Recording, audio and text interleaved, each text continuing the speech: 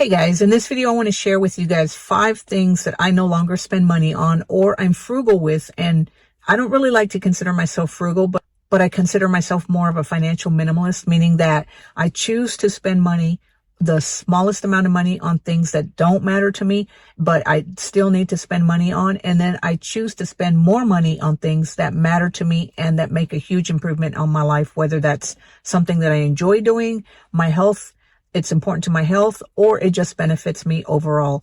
So let me know down in the comments below, guys, what are things that you no longer spend money on, or you choose to spend as little money as possible, or you may not consider yourself frugal, but you're a financial minimalist and getting smarter with your money because you know you have to spend the money on it, but you just don't want to spend a lot of money. Let me know down in the comments below, what are those items in your life that you just don't spend a lot of money on?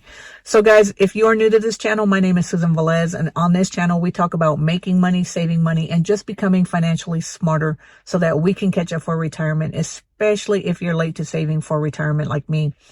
So I know we're always talking about saving money and investing money on this channel, but guys, we can't go through life without spending money or being scared to spend money. But as I said, I do spend money. Unfortunately, that is a way of life. You have to buy stuff. There is no if, ands, buts about it. But I no longer buy stuff on credit because I don't want to spend my life working for somebody else for years just to have to pay off a monthly payment. And guys, I hate monthly payments. I try to avoid them like the plague. I know I have a couple of monthly payments right now that we pay, but those are streaming services. And the only reason that we pay for these, guys, is because we don't do a lot of other stuff. And in the evening, when we turn on our TV to watch TV around 4 or 5 in the afternoon, we spend a little time in front of the TV watching stuff. And so that's why we have a couple of subscription services, because that's really what we do. If we're not outside on the weekends enjoying the outside, we are probably inside watching a little bit of TV. But other than that, that's really all the monthly subscriptions that we have besides our monthly bills. But that doesn't mean that I'm not prone or immune to having to buy stuff. I do have to buy stuff for the household. I have to buy stuff to make our lives a little bit better. But there are 5 things that I no longer spend a lot of money on, or I consider myself frugal or a financial minimalist. And just being smarter with my money, knowing that even though I have to buy these things, guys, I'm looking for ways to save money. And the first thing that I do, guys, is plastic. So we actually, instead of buying plastics to line our bathroom wastebasket, what we do is we use Walmart bags to line our baskets in the bathroom. And the reason that we do this, guys, is because there's no reason for us to buy small plastic bags to line these small waste baskets. Whenever we go to Walmart or we go to Food Lion or wherever we do our shopping for the week, what we do is we use those bags to line the wastebasket. So the only plastic bags that we do have to buy for is the kitchen garbage can, because it is a bigger wastebasket. So we have to buy plastic bags, but we're always buying in bulk from Costco, because over the long run, each plastic bag costs less than if we buy a smaller box from like Walmart or some other place. We save money by going to Costco. The second way that we save money or just become more frugal with is our paper towels in the kitchen. So what we do, since it is just Karen and I, what we do is sometimes we'll cut those paper towels in half.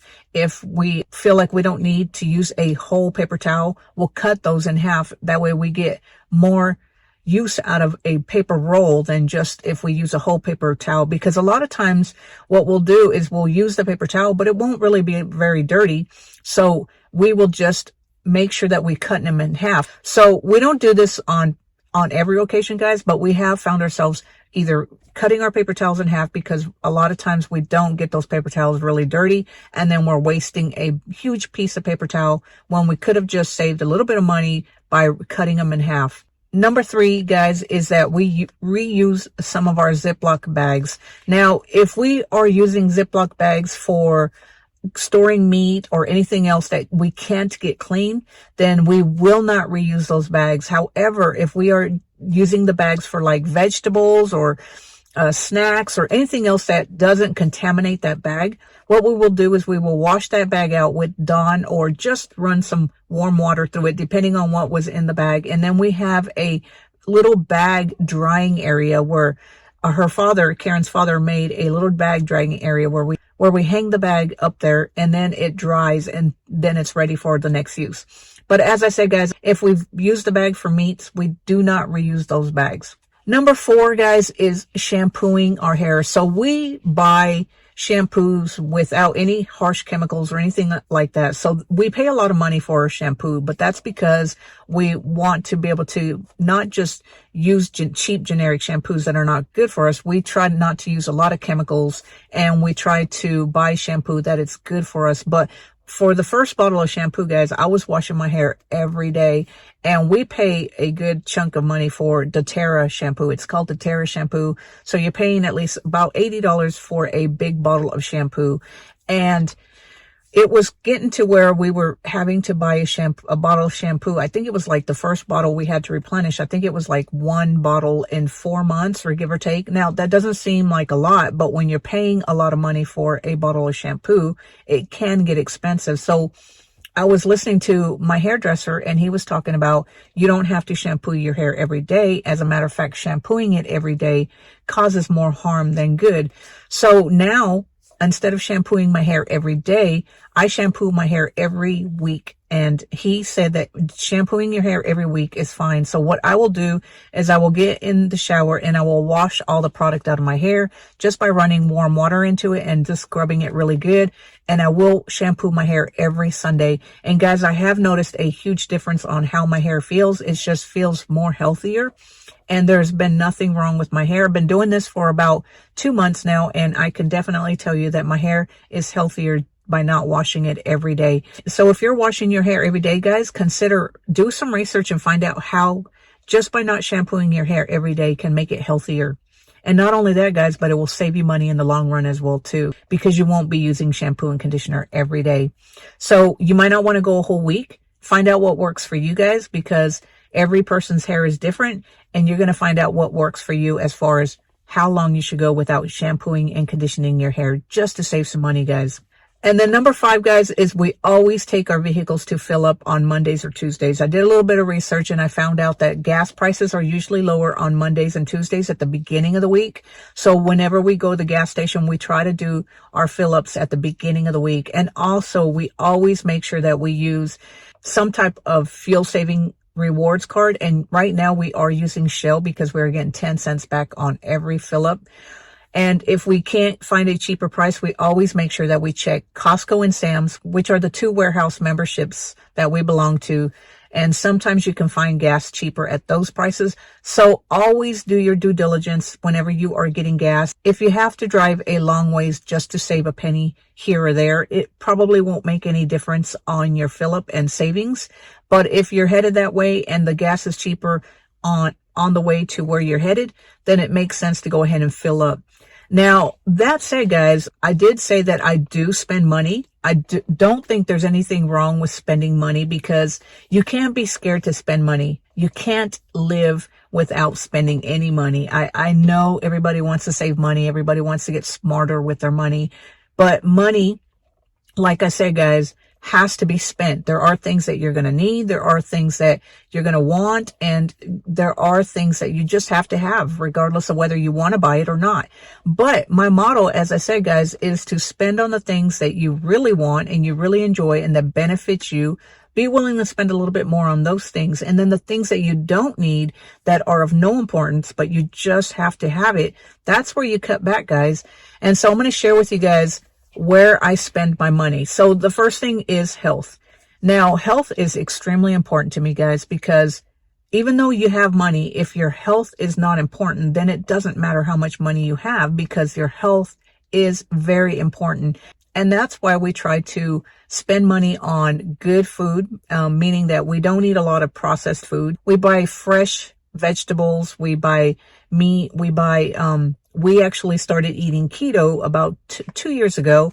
And while I have to admit, we haven't been as consistent on keto as we would like to be, when we did first start keto, we ended up having to make a lot of our meals ourselves, meaning that we were buying fresh ingredients, which can be more expensive. But in the long run, guys, it helped me lose over 25 pounds. I felt better.